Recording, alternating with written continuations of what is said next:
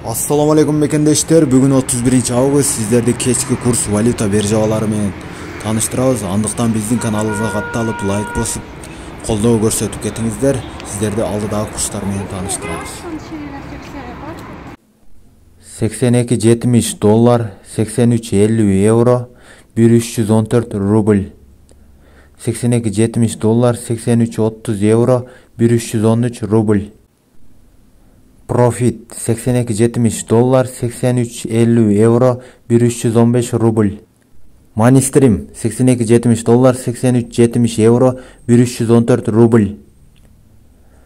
Invest 82.70 доллар, 83.50 евро, 1314 рубль. Бул обменкада 82.70 доллар, 83.30 евро, 1310 рубль. Brent 82.70 доллар, 83.50 евро, 1310 рубль.